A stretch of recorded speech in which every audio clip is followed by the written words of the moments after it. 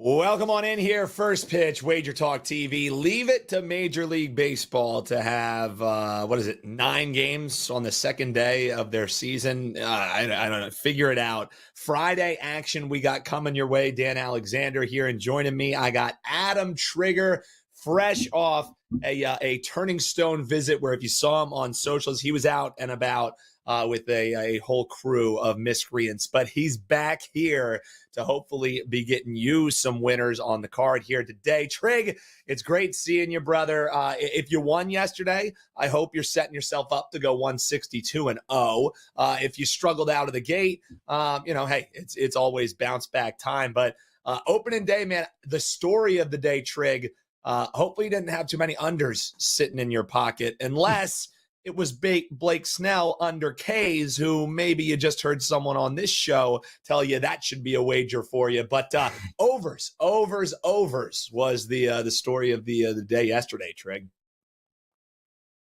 Yeah, I actually was at Turning Stone yesterday. There was a opening day like sort of party that I was helping to promote, and we were there for the Sweet 16. So I got to kind of watch all of the games, at once, as you do when you're at the sports book. And, I didn't play anything in Major League Baseball yesterday. That's somewhat by design. And I haven't put out anything yet today, although I'll answer any questions that you guys have. I'll talk about opinions. But like, Dan, last year, I went back and looked at last year, and really like April's very difficult for Major League Baseball, at least in my opinion. I went back to last year. I did so well from about June, July on, making back a lot of what I sort of lost in April, that I kind of, I'm looking at my projections. I looked at my projections from last year, and I'm going to gravitate more toward in-season data when I can this year. And then, of course, my assessment of guys coming up from AAA, which is really where I spend the bulk of my time. So today's AAA opening day, I may have a play there. I've played a couple of Korean baseball games, 2-1 so far in KBO. I've got 6 straight wins across all sports into today. So I'm just going to kind of, wait till the MLB starts to come to me a little bit, because as soon as guys start getting called up, as soon as the rosters move around a little bit, there's going to be a lot of good spots. And I do think there is going to be spots this weekend. It's just, first day, like I'll give an example. Yesterday, Dan, those books had 3 or 4 days to price those out. Every game was priced very accurately. I talked about 2 games on my show with Brian Power. They went 1-1, and it didn't really surprise me. It was like they were both kind of like at prices that were very difficult to find value. So I think we might see that for another day or two, but that'll go away. Give it a day, give it a couple days, and there's going to be some really good situational spots to take advantage of. So glad that baseball's back. Can't wait to do this for the next 6 months. Yeah, and you saw the comments roll in there. We have Jack already. Oakland money line plays start today. As yesterday in the chat we were talking about, hey, to start the season, I think it was Jack who was commenting saying maybe we just ride the Oakland A's right here out of the gate. And if you did at least once. So far 0-1. We mentioned that we were going to be tracking that all season long. So far 0-1, Jack. Looking for the bounce back. We will touch upon that in just a few here, Jack. The question about his A's take. But first, let's talk some games here right out of the gate, Trig. And let's start with the top of the card here, starting at 4:10 Eastern time. Prices are a little bit wild here on Friday on the limited but still sizable 9-game MLB slate for you today. But the Rays laying over 2 bills already. Didn't take long to see 2 bill favorites here in MLB. They're taking on Colorado. Looks like Freeland's going to be on the mound for them. Trig, if there's anyone who can find value on ugly dogs, whether it's early in the season or prime time, it's you, my man. But this one still feels even a little too ugly for my taste. What are you thinking for this Colorado and Tampa Bay Rays game? Yeah, so this is a game I had circled, but Dan, I'm not going to make a case for Colorado here. When I thought this was Taj Bradley on the mound for the Rays, I had, before I saw the prices, I said, I would love to play. I would love to play the Rays in some capacity here. I don't think the Rockies are going to be very good. If you look at their home road splits for the last century, they're always going to be far worse on the road. And I said I'd love to play the Rays because, it's not like the Rays are like a team that should get a ton of respect at this point. And so I said, man, I'd love to play the Rays in that opening day spot at quote unquote home. Well, their current home, $2 favorite, right? So the books just give you no chance. And even with the pitching change, minus 210. I mean, my numbers have the Rays by more than a run here, but that's not something I'm going to bet. Like not on quote unquote opening day. It's opening day for these two teams.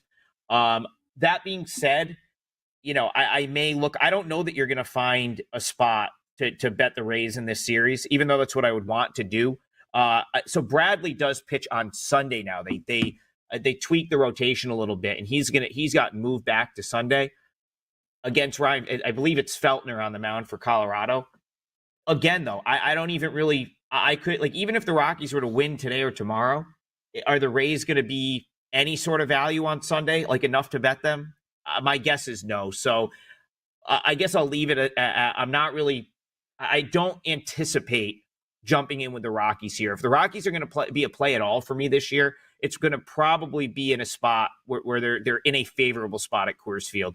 I don't know that I'm going to come out of the gate firing on the Rockies on the road.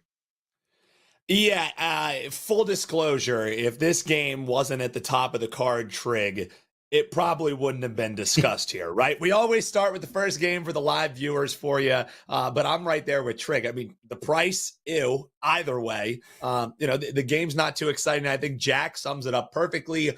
There's a reason Major League Baseball did not put these teams on opening day. Yes, that is absolutely agreed there, JF. Hey, if you're hanging out with us, make sure you hit that like button. Make sure you hit subscribe. As a matter of fact, make sure you stay tuned right here on the WagerTalk TV YouTube channel, as just about 40 minutes from now, you're getting a live and free unfettered take with our man VR. That's right. The Steam Room is live today, this afternoon, getting you ready to go for UFC this weekend. Obviously leading in to this evening's Sweet 16 matchups. And he's going to have some plays across all different sports.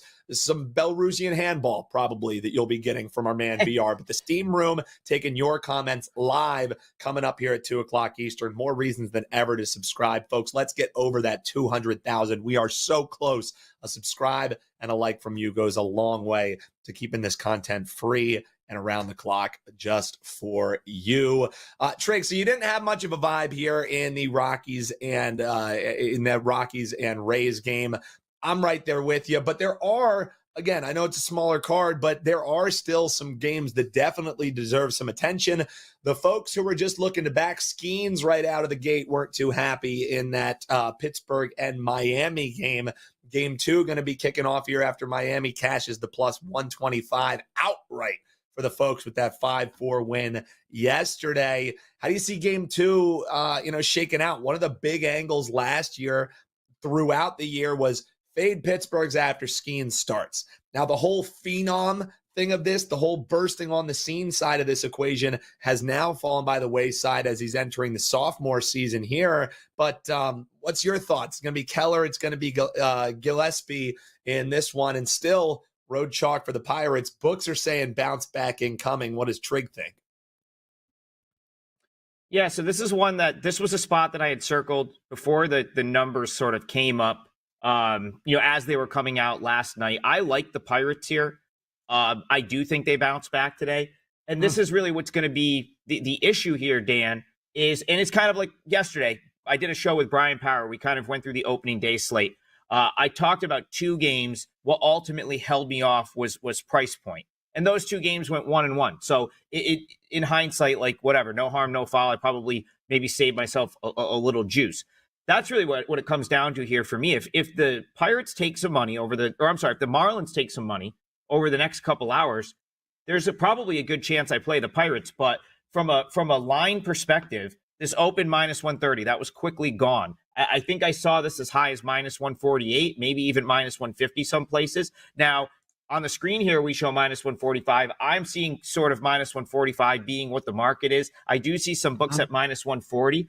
I think if this went back to minus 130, maybe a little bit lower, that I'd probably jump in with the Pirates. So you talked about yesterday's game, Marlins sort of coming back and scoring 2 runs in the 8th to tie the game and then walking it off in the 9th. I can assure you that's not going to happen very often this year. Marlins winning games in that fashion. So I would be, sort of willing I'd be willing to like bet on the Pirates not blowing a lead for the second day in a row. And the reason I kind of had this game circled is I'm going to go back to my AAA power ratings from last year. Connor Gillespie was a guy that spent most of last year in AAA with the Columbus Clippers in the Guardians organization, and just not a guy I had, particularly highly rated.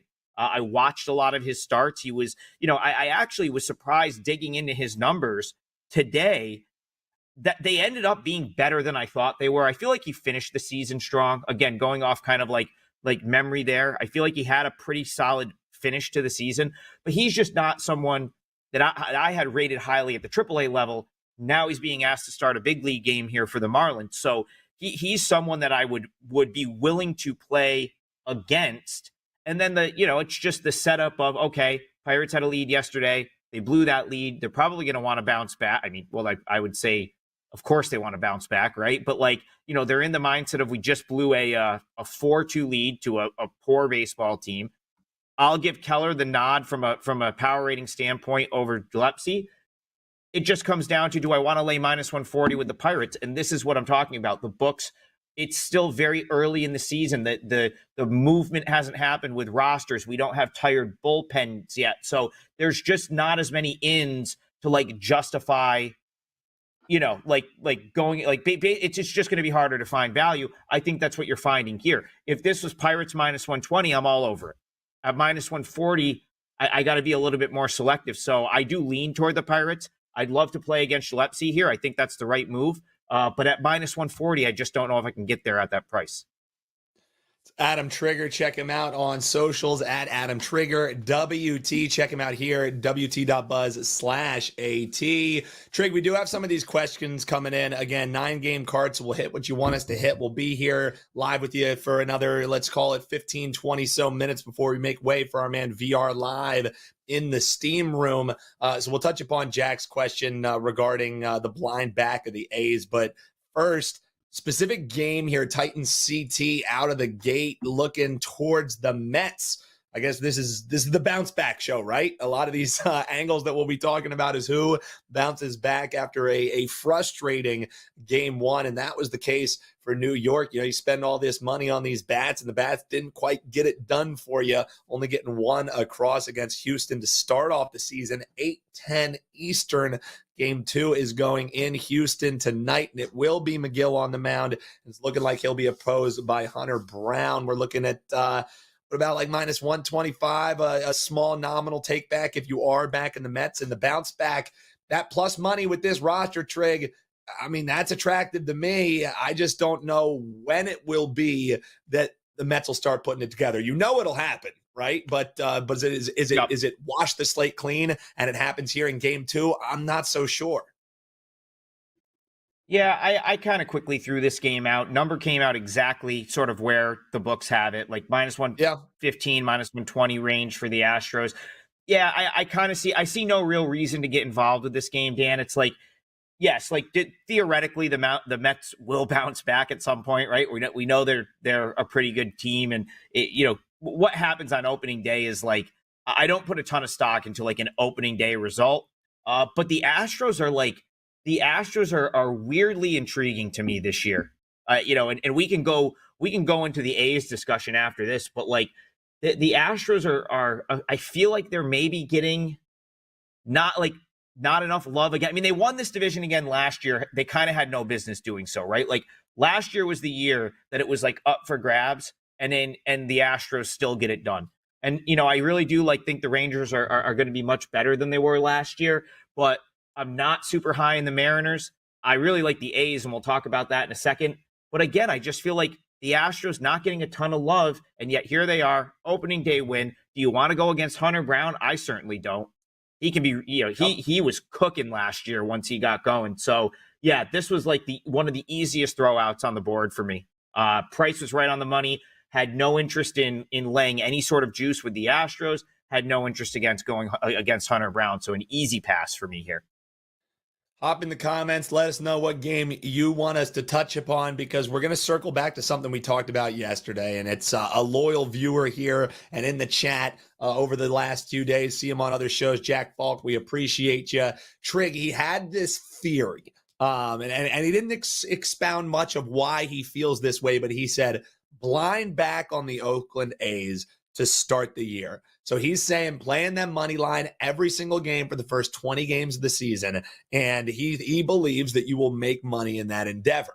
Now, for me, it's tough for me to blindly back the A's to do anything, right? And the issue that I have is the first 2 days of the season thus far, blindly backing them at a plus 115, plus 120, like that's not going to recoup the loss that you already have, right? So for me, they start off, it's a 4-game set with the Mariners. Then they have a 3-game set with the Cubs, the Rockies. That seems advantageous. Padres, who knows? Then they play the Mets. You have to think the Mets will finally be in their stride by the time they'll see each other in mid-April. White Sox, all right, maybe advantage A's there, but it's on the road. They stay on the road with the Brewers. So I don't hate categorically picking a team and saying, I'm going to be riding this team.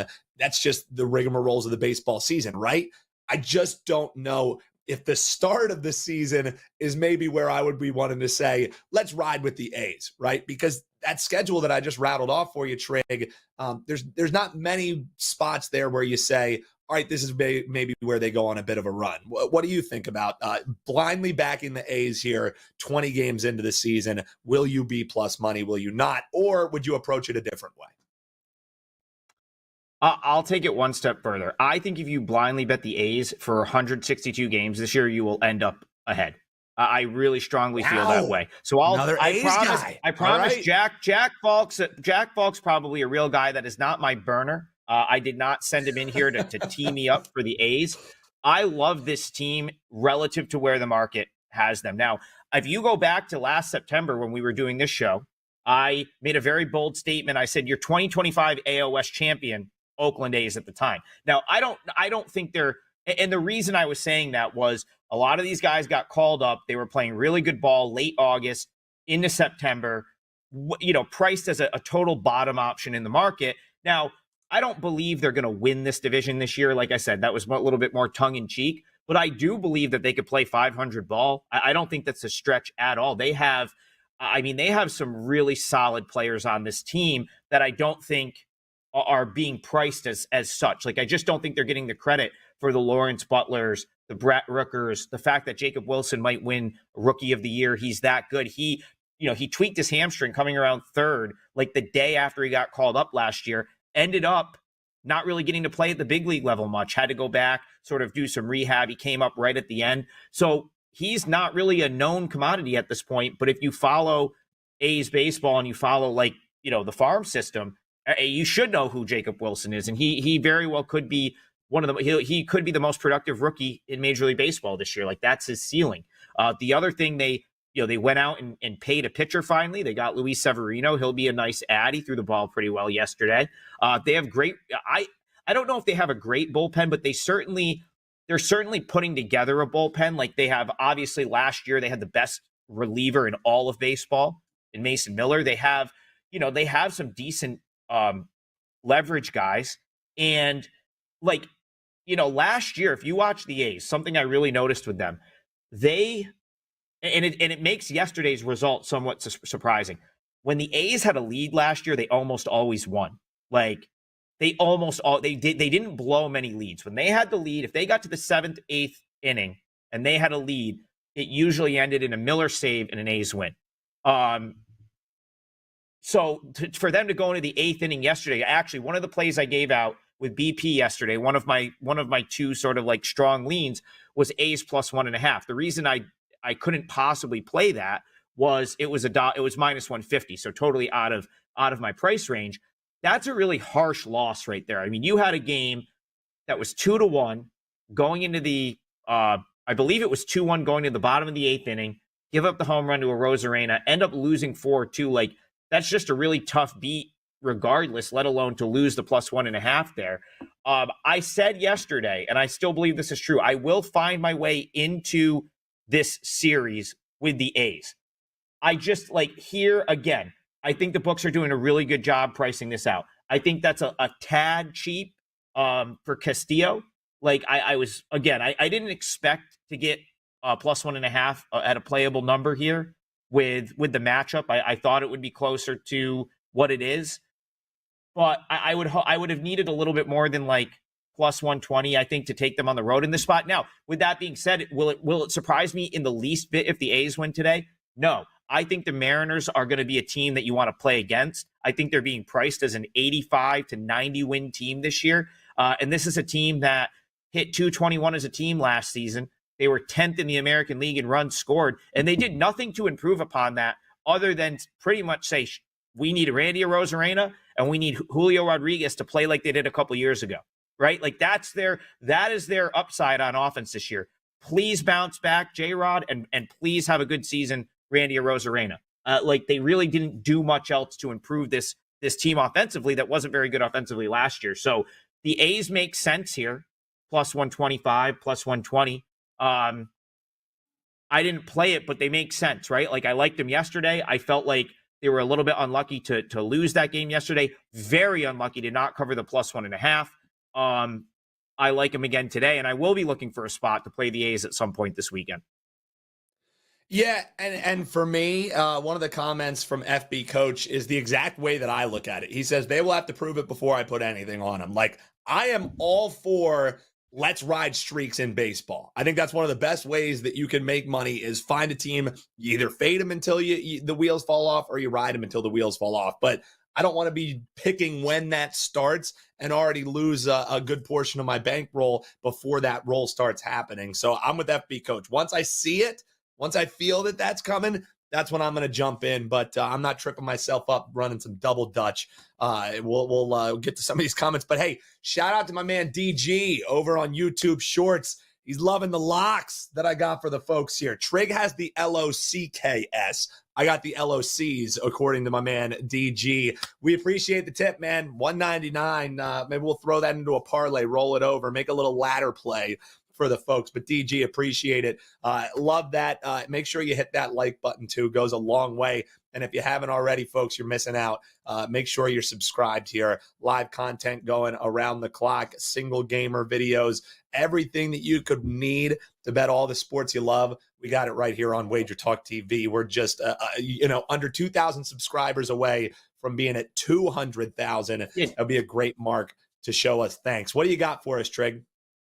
I'm with Russell Deck. Like, ride the wave, right? Or like jump on now. Like, I don't think you should wait to necessarily bet the A's. I mean, I'm waiting for the right time, like the right price. But like, I think it's a high likelihood they win out of the gate. Couple reasons. One, a lot of those guys get to come up and play at the big league level toward the end of last year, right? So it's like a lot of these guys, the Wilsons, and they got Grant Holman in there toward the end of last year. I'm just going off the top of my head with some call-ups last year that got some time.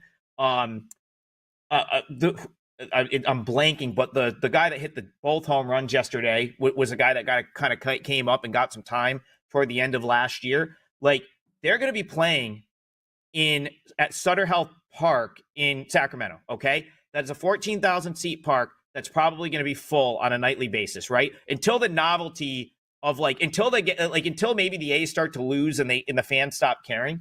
That's going to be that's going to be a fantastic environment. This is a team that was playing in a dump last year with 3,000 fans, and they really didn't care until the very end.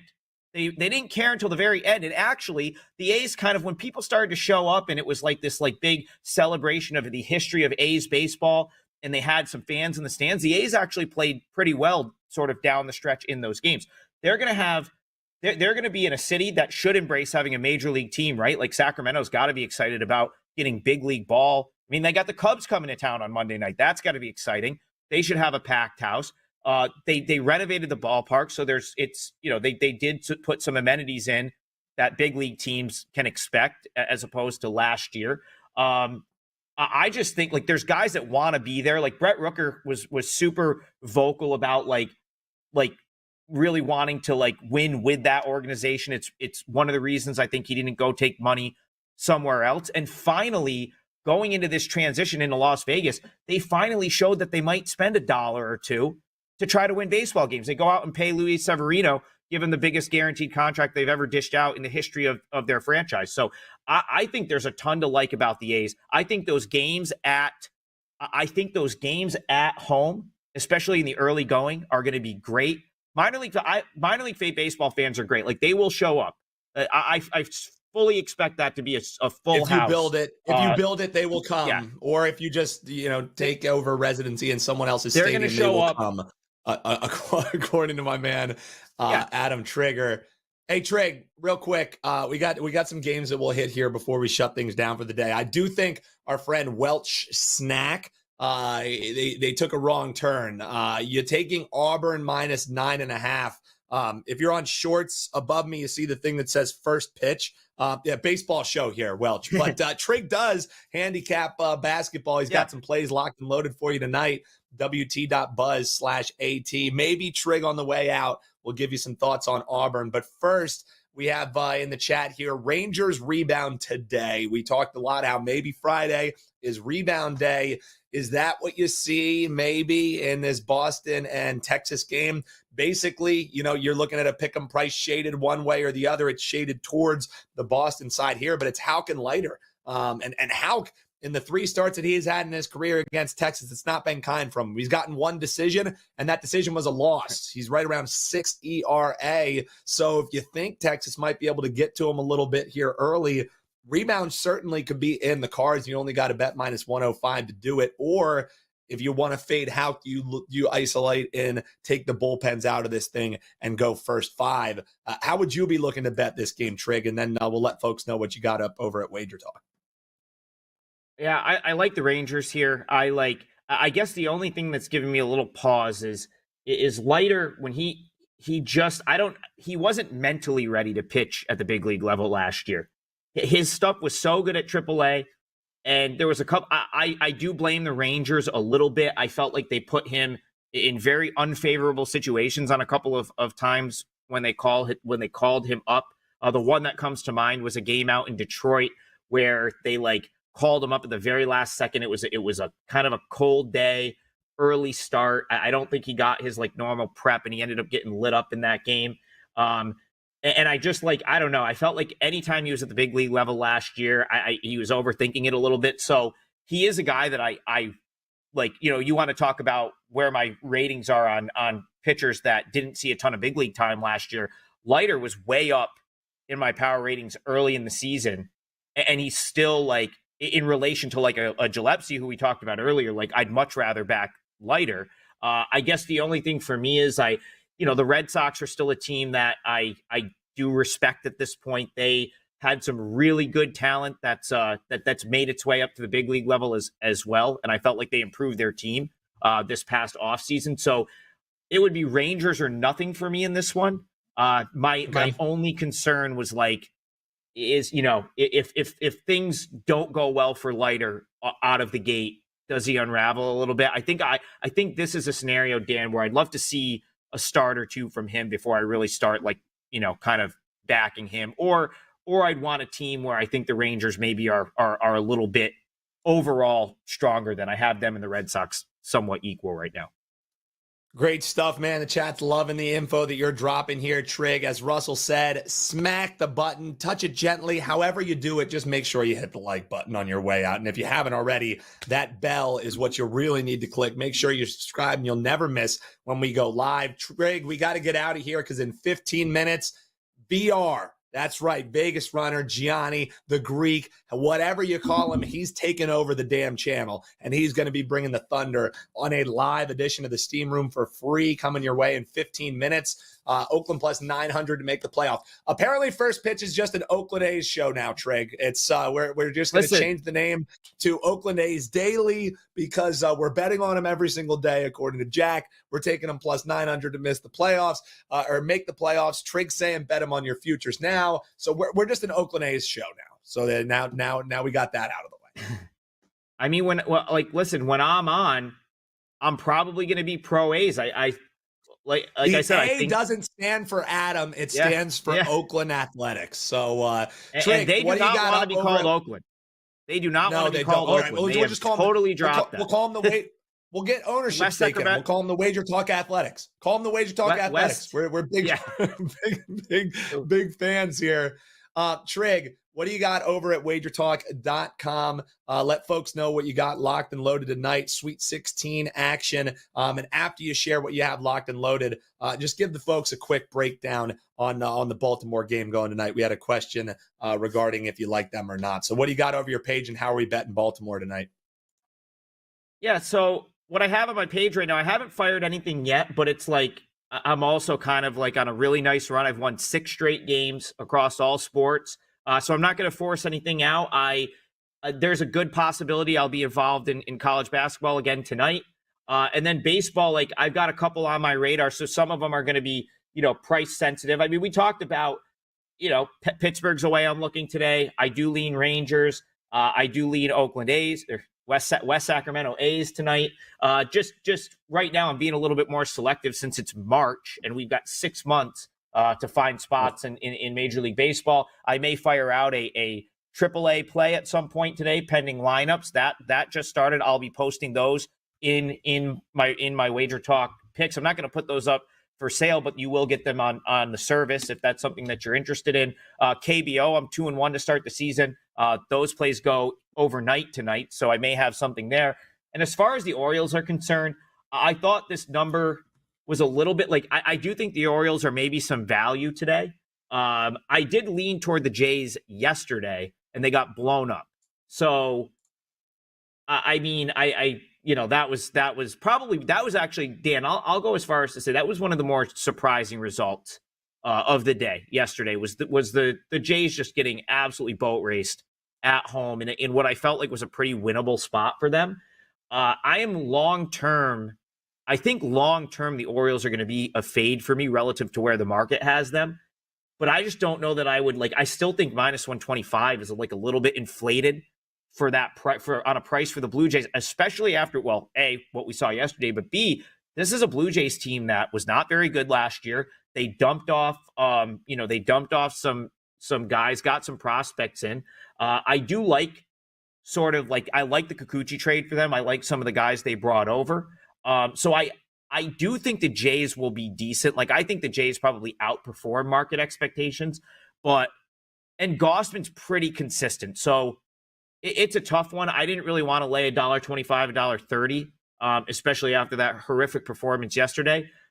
But I kind of think that if you were just making me pick the winner here, I'd lean toward the Blue Jays. So that's why it was tough for me to get involved with this one. Just, again, price point, not what I wanted to see. Closer to a pick, I think I'd be down for Blue Jays action, but at minus 130, tough to make a case there.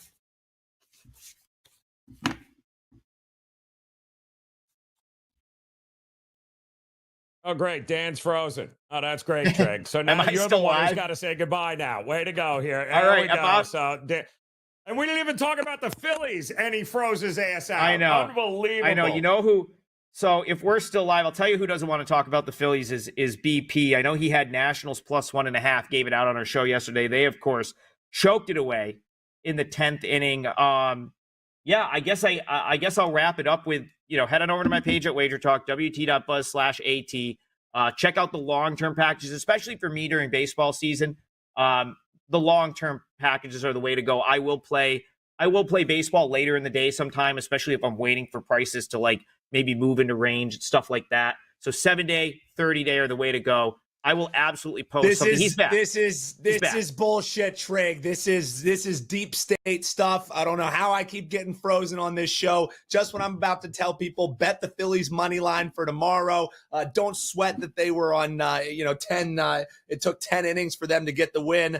This is ridiculous, Trig. They're trying to hold me down. They're trying to keep me censored, but I won't let them. Trig, all joking aside, man, big thanks to you, brother, hopping on here. Hopefully we're going to do a couple more of these. We'll let you know what the first pitch schedule is going to be looking like upcoming, whether we're going to be with you every day or just a few days throughout the week. So make sure you stay tuned. Make sure you're subscribed. So whenever we go live, you won't miss us here. Signing off for Adam Trigger, I'm Dan Alexander. Big thanks to Joe behind the scenes. Stay tuned, folks, because you got live gamer videos, single game videos right here on the channel. But coming up in 10 minutes, VR, the Greek Gambler, taking over. Steam Room, live taking your questions all along the way. Don't miss it here on First Pitch.